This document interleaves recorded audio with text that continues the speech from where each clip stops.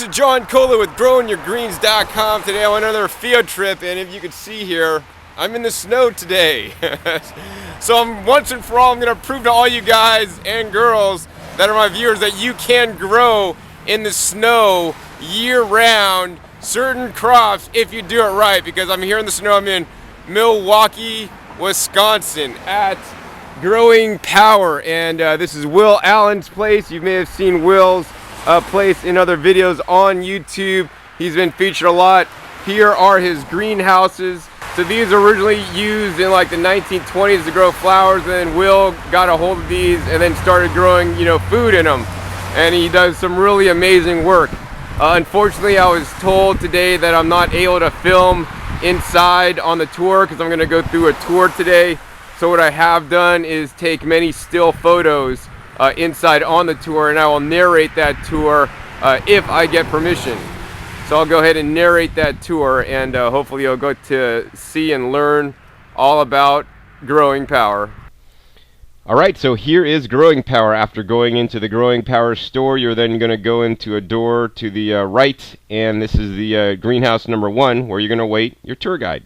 Here's Nick, our tour guide, and he introduced us to Growing Power and talked about Growing Power and about Will Allen, how it was started, why it was started. Tours are conducted every day, I think at 1 o'clock. So now Nick is getting into explaining what Growing Power grows. These are sugar snap pea sprouts, and you could grow those even at home in your kitchen. These are sunflower green sprouts, and Nick had incorrectly said that they contain vitamin D or B12. I forget which one now, since it has been 2 weeks since my tour. I got into nutrition and health, long before I was into gardening. Let's see here. The next picture here is their aquaponics setup, and this is basically a 3-layer setup. In the bottom there's the fish, and the 2 top layers have plants that are growing. And the people seem to be most interested in when they would feed the fish food. So here's Nick feeding the tilapia the fish food. There's a tilapia in the tank. Basically, you could do 1 tilapia for every 1 gallon of water, approximately. And they do heat the water to keep the tilapia happy. Here's another picture of the aquaponics system. Once again, 3 levels, and they grow in lots of pots. So this is something you could really pick up on is, growing pots, growing containers. You could have them lined up in your greenhouse or even in your hallways of your house, provided you give them enough light. In any case, all the greenhouses are heated except for 2 in the back. Now Nick's going to be talking about what they grow in. So this is actually very critical and very important. I encourage everybody to grow, once again, what he's going to show next, some compost. So this is vermicompost, or worm castings from the worms. This is primarily what they use, and it's definitely very good stuff. Next, he's showing us how you could make some worm compost tea, or worm tea. Take some worm compost in the bag right there and just dunk it into the 5-gallon bucket and make some worm tea to feed your plants. Next, he's showing us the coconut core. So they mix the coconut core or coconut husks with the vermicompost to grow in as a growing medium. And the coconut core, much, much, much better than peat moss or sphagnum peat, because sphagnum peat, basically is a non-renewable resource, whereas coconut core is a renewable resource. Here are the worm composting bins. They have, 40-something or a lot of bins to make lots of compost. This is basically, they're growing some duckweed on top here, and this actually is the water holder, the barrel that holds the water to basically feed out all their plants in their system. You can see the barrel is here, and then it basically pumps up the water to the top, which is above the worm compost bins to feed them. That's basically like an hydroponic style system with nutrients in the water. We go through this area next where they're basically volunteers are sifting the compost. Here's one volunteer sifting the compost. Now this organization runs a lot on the volunteer help. So there was many volunteers here. That was really great to see people getting involved with growing their own food. This is a really cool invention. This is basically a dryer, gas or electric dryer, doesn't really matter because they're not using it for the dryer capabilities. They took this and basically modified it to be a compost sifter. So here's the back. This is where the compost gets sifted and it comes out the back. Let's do a close-up there on inside. So this is the barrel. Oh, actually, that's still coming out the back there. That's a close-up as it comes out the back. You can see the drum and the compost goes through the 1/4-inch wire mesh. Here's another close-up of the drum as it's spinning around, and they basically cut a section of the drum out in the back. And this is at an angle, and as the drum spins, the compost is then sifted and then comes out the back of the previous picture that you saw. So this is a low-tech way of sifting your compost with an ordinary dryer. Really thought that was cool. I guess somebody came up with that after they've been sifting for a while and thought there must be a better way. One of the volunteers, actually. Here, once again, are the worm composting bins. They cover it with burlap and then water to keep it a nice moisture level for the worms. Here's one with the burlap off. This is the most amazing thing about Growing Power. Is there's just so many things growing at the Growing Power greenhouses. I just felt like I was at home almost. So it's really cool to see all the greenery and just how they're maximizing space. They're using hanging pots. They have things along the walkways. They have things at all different levels here, as you'll see in the next picture, growing. So that's really amazing, and I encourage you all to maximize the use of all your space that you have to grow as much food as possible. Once again, here's another picture of the worm compost bins below and some pots hanging up above top, and then also some pots hanging out down below. So container gardening, very important. Here's another way they're growing food. They're growing oyster mushrooms basically off some straw, and you could see them coming out there, and they're hanging those in their greenhouse above the top, and then that's on the top, and then even on lower levels you could see just all the massive amounts of pots hanging. So here's another pictures here as we're walking through the greenhouses. It says raise organic your own products. I definitely would agree with that.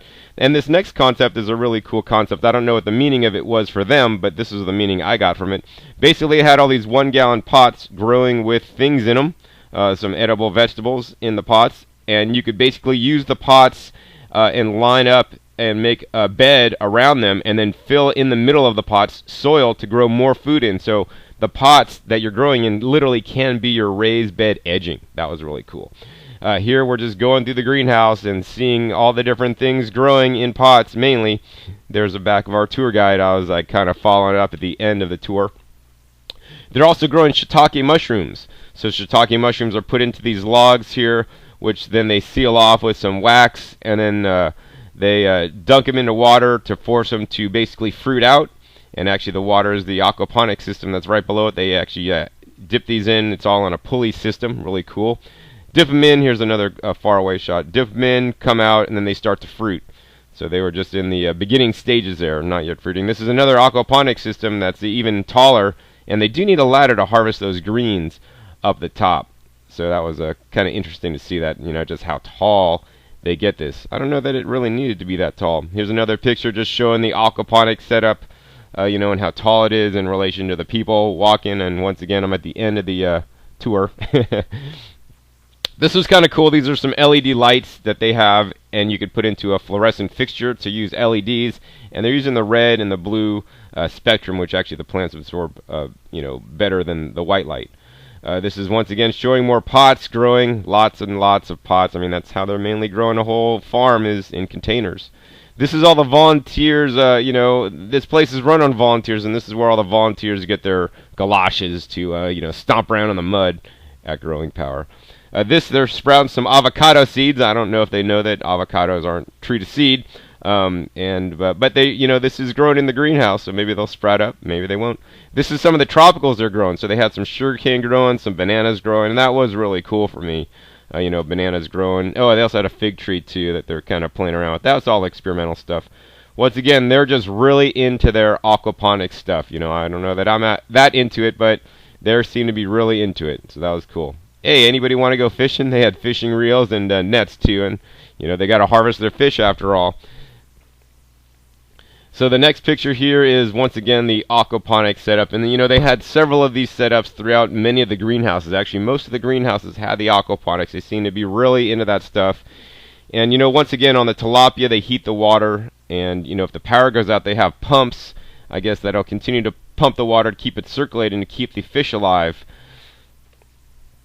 But if the heaters go out, I don't know what's up with that. Here's some nasturtiums. So I'm glad they had some nasturtiums growing. Hopefully they are using those to harvest the leaves and or the flowers. Next picture here is once again they just have some more chard growing and other things in pots. Here's a close-up of some things growing in the pots. that are hanging. The char looks like a mixed green salad, and our tour, and I'm bringing up the rear. Had to get a picture of me in there, so there's a picture of me. I was really at Growing Power, even though I only got still pictures. I would have much rather do a video, but I guess I should have got advanced permission. But at least I got permission to do this talking narrative. Here's some watercress growing in water, and watercress actually very powerful and nutrition dense food. It's rated 1,000 on the Andy list on the nutrient density scale. Once again, people love seeing the fish getting fed. I think this one either had they're doing tilapia and perch, and so they're feeding the fish. These are the smaller fish in this big tank there, and they had to put this basically this siding on. You could kind of see it extend up from the top because some of the fish actually would jump out, so that wasn't too good. So they solved that by basically building it up maybe about a foot to solve the problem.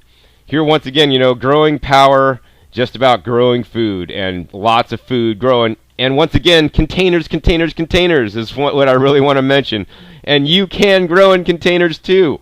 Look at all these containers. They're growing lots of, I think this is all arugula, but they're growing lots of things in containers. I mean, everywhere there's containers, and that's just so amazing. Even next to the aquaponics system, there's more containers, and containers are easier to grow in my opinion, than aquaponics, because there's just so many other variables involved. Once again, hanging containers. I love this shot. My greenhouse, one of these days, is going to be all these hanging containers once I build some reinforcements to hang all the containers from, because the containers can get heavy. So once again, growing in containers. And once again, all the greenhouses that we've been in thus far have all been heated greenhouses, mainly through heating the water, and they have a solar hot water system we'll take a look at later. Plus also they use regular, hot water heaters to heat the water, which then are basically the water heats up, and that actually releases the warmth into the air. So it's better to heat the water than to heat the air. There's another aquaponics system real quick. Oh, and they still even got problems with slugs. Even in the Milwaukee winters, there's still slugs in the greenhouse. I thought that was funny. Once again, another aquaponics system, just showing the water trickling out, and it's kind of nice soothing sounds as the water was trickling out. And once again, this is the watercress. Now we're going outside. Gets a little bit colder outside. And they're showing us the stormwater collection. So these are basically the rain gutter collection. They're using the water off the rain gutters and then using that in their system. And yes, it was a cold day in Milwaukee today. Let me tell you, when I went there, I was pretty dang chilly. So here's showing their greenhouses, and off the basically the greenhouses, they catch the water off the roofs of the greenhouses, then goes into this pipe, and then goes into this collection container that you're seeing here. Long collection container, and basically I heard they put like basketballs on top to basically have that float around in the wintertime so that the water doesn't get to form ice crystals. Once again, the main component of what they're doing at Growing Power, one of the main things, and one of the main livestock actually, is the worms, the red wigglers that they have to make the compost. And one of the big jobs was the volunteers sifting compost. I think they're using maybe a 1/2-inch mesh box here to basically screen out all the compost. And most of the volunteers I saw weren't like doing too much growing. They were doing a lot of compost sifting. Let's see here. This is once again another greenhouse here where there's compost sifting going on. Also, they have the oyster mushrooms up top in those hanging things. And they had also built a compost sifter. So besides that laundry one we saw out of a laundry dryer, they built these, I guess, from scratch as compost sifters. And there's a close-up on it. Basically, they put the compost in this basically whole cylinder spins, and in the cylinder is basically a wire mesh. All the compost, basically comes out the bottom, and all the stuff and wood chips and the big stuff stays inside, which then they could re-put back in the system. So here is a picture of all the compost coming out of the screen onto the bottom, and that's all the good, really rich vermicompost that you want to use. Now this is a picture. The next picture here is a picture of their anaerobic digester. So this is basically they're using this for testing and experimental purposes. This is how they store their tools, and I encourage you to store all your tools in an orderly fashion. This is a nice setup, basically they made hangers with pieces of wood to hold all the tools up. And this is just another picture of that. Small square shovels this is what it's labeled here. And real easy, real nice to can have all your tools stored. Aha, this one's called the Odor Ban, eliminates odors, and I think they say they're organic, but they're not approved organic. But I don't know, I haven't seen that the Odor Ban is on the organic certified list, so I thought that was interesting. Next, we're going to go outside to the hoop houses. So these hoop houses, 2 of which are non-heated, the rest are all heated somewhere or another. Another outside shot. Now it was freaking cold going in between the hoop houses and going out there and stuff. It was definitely a cool day out there, frosty day. This is their big red barn, and this is I didn't get to really see in there, but it looks like it's used for storage. They have lots of containers. Once again, never can have too many containers. This again is just looking over at some of their hoop houses and how they are growing in all these hoop houses, or all the hoop houses have some kind of use in the winter time. So once again, I want to encourage everybody, even if you have snow on the ground, I'm going to show you in a little bit how you can grow in unheated hoop houses in the wintertime where you live. So once again, they have more worm composting and just composting outside. This is one of their bins here, basically made with blocks, and they put in a mixture of compost. So they use things like brewer's waste from the beer industry. I guess Milwaukee's known for its beer. I didn't really know that. I'm not a beer drinker. They also put in some wood chips in there and food scraps as well. Also coffee grounds. Now we're going to go into one of the hoop houses. So this is a heated hoop house, and once again, this heated hoop house has more aquaponics, because they're really into their aquaponics there. And the one thing I have probably about the aquaponics is that, if the power went out, I guess they have some power for pumps, but they didn't have a significant amount of PV on the roof. Is it really sustainable in the cold weather? And I mean, I wouldn't really say it is. And here's how they heat their this hoop house. Looks like there's a heater there, and that was just one of the heaters in there. Looks like they had that heater there, and then they had another heater thing, furnace looking thing, and then I guess maybe that thing went out, so then they had a little small portable plug-in going on. I wasn't exactly sure what was going on with that, but I thought I'd take a picture of it to show you guys. Alright, so they also had goats here, and the goats basically lived without any protection. They had their pens, and yeah, they had some houses with some burlap sacks covering the doors and stuff. And here was a real cutie. Look at that one. So basically, they're using the goats, primarily for the milk, although for the females, and all the males actually get sent away to get harvested for the meat, which I thought was kind of sad, but that's just the order of things. But I believe that we don't really need to be eating meat. We could eat a lot of vegetables and still be healthy and eat very little meat. Once again, they're got some turkeys. They weren't really farming the turkeys as of yet. We're going to switch back to the goats. They're kind of like butting heads. I thought that was kind of cool to watch the goats play. I mean, goats have feelings too, just like our dogs and other animals that we may have, Even turkeys, they got feelings too, they feel things just like us. But here's the turkeys. They weren't farming these for the meat yet. They were just kind of having them, I guess, for fun and experiment.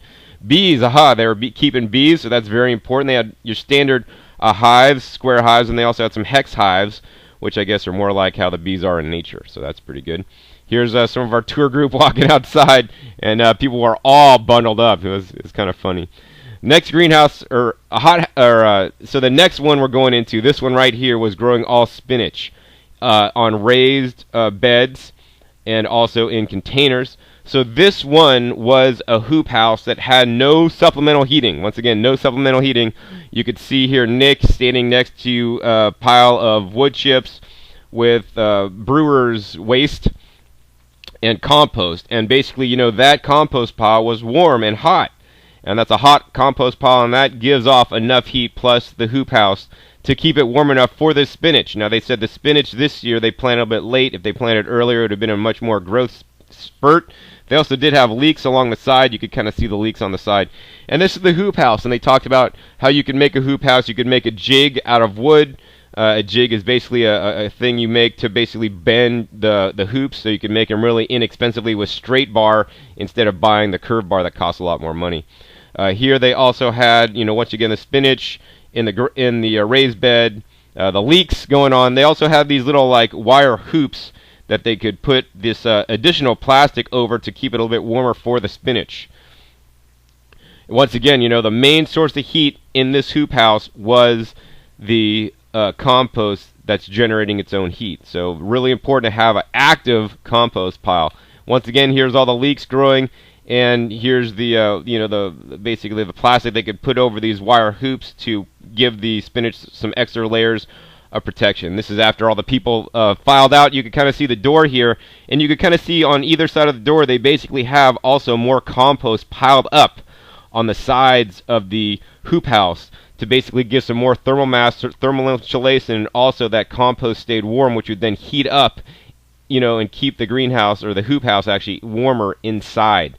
Once again, I'm looking at the you know, the plastic that could be put over the spinach to keep it a little bit warmer if need be, because that is really important. You know, this is an extra layer of protection or warmth, you know, because it is really cold outside. Here's the snow outside, and there's the door to enter, you know, the hoop house that we went into, and you can see both sides have snow, but underneath both of those snow banks had that compost up to the certain level. This is a side shot showing you the hoop house with you know, the compost keeping it warm plus the snow on top of that. Very important if you want to grow in the wintertime. Here's just another overview shot. Now this is the one on the tour. We've got to go into the one growing the spinach and the leeks. They didn't take us into this next one here, and I snuck in. This one's growing kale. So this is the one that I think, you know, I mean, they should have had a lot more of these hoop houses that are unheated because it is more sustainable. And that's growing a lot of kale in there. And once again, this hoop house that's growing the kale has the compost in one corner, you know, to keep the hoop house warmer. I mean, as long as you can keep it around 25, 30 degrees, your kale is going to grow. And look at all that kale. I mean, you could harvest one leaf off all those kale plants. And I mean, that's just regular curly kale. You could grow, you know, dino kale, red Russian kale, white Siberian kale. There's so many different kinds of kales you could grow, and they're focusing on the green curly kale. Even tree collards, actually, in that environment would probably do fairly well. And so, you know, hey, I'll send you some tree collards if you tell me you're going to do that. Well, you probably got to pay the shipping, but, you know, I'll set you up with some cuttings at least. Anyways, you know, a lot of their hoop houses also use propane for the heat source, as a heat source. Next, we're going to get into their chickens. Here's their chickens. And, you know, I personally thought that there's a lot of chickens for the small hoop house that they had. I mean, you could just see them packed in there. In any case, we could move on. And next, they have basically some solar heating panels up on the roof, and that's what we're looking at, the hallway underneath the solar heating panels in between two of their greenhouses. Here's another shot of overhead, the solar heating panels that actually warm the water to heat some of the water up. And once again, here's another shot of just the custom built, you know, wood framing they use to support their solar panels up on the roof. Next, we're going to go into the store. So into their little store there, they sold their worm fertilizer, and you know, that stuff was super expensive for the worm fertilizer. I've seen a lot less expensive, but it's produced there on site. In addition, in their store, they have a produce market basket program where they basically could give you a regular basket that feeds a family of four for a week for $16 of fresh fruits and vegetables. So I really like that a lot. And if you're a senior and live in the area, you could get it for like half price. So that's actually truly amazing. Now that is using all conventional grown stuff. Probably a lot of it was actually imported. Here's their coolers, and they had some imported produce, but they also had some stuff that they produced there on site. So let's take a look at that next. And here's what they produced on site. You know, they produced some of these greens. Now, I did buy some of these greens, and they're quite expensive. They're basically $1 an ounce or $16 a pound. So I don't know who can afford that. I mean, I did because I want to support them with some money. But, you know, I mean, people in the inner city where they're teaching, can they really afford $16 a pound produce? I mean, personally, I don't think that's sustainable. Maybe expensive, high-class restaurants in the area and in Chicago can afford those, but, you know, normal people can't. So that was an issue I did have. The other issue I did have with the growing power is, man, they got candy machines in their freaking store. What's up? I mean, Will's supposed to be promoting, you know, a healthy food system and feeding people about health, and you know, they have candy machines, and not only candy machines, but soda machines too, man. Come on. They should have juicers to juice up those fresh greens and feed people some fresh green juices instead of soda and, you know, I don't know, Gatorades or whatever. And there's a poster-sized thing of Mrs. Obama, you know, next to the well, I guess they're health in moderation. So I just got done with the tour and in their little store there and bought some produce that was grown here in the wintertime in Milwaukee, Wisconsin. So what I got, we'll go ahead and show you guys. What I got was this. This is what they're growing here. They're growing some spinach here, and I got some salad mix. all harvested 3-5 sunflower microgreens and some zesty microgreens. And these are all 4-ounce packages. So these were $4 each. That's basically, these are all 4 ounces. So this is a pound of produce for $16. And you know, that's how they make this financially viable here. $16 a pound, selling their produce to mostly restaurants probably and business customers, because you know, most people just can't afford buying $16 a pound produce, and I normally wouldn't either, but I want to try and see the quality of their produce. So once again, hopefully you've enjoyed this episode learning more about growing power. This is John Kohler with growingyourgreens.com. We'll see you next time, and keep on growing, and you can do it in the winter.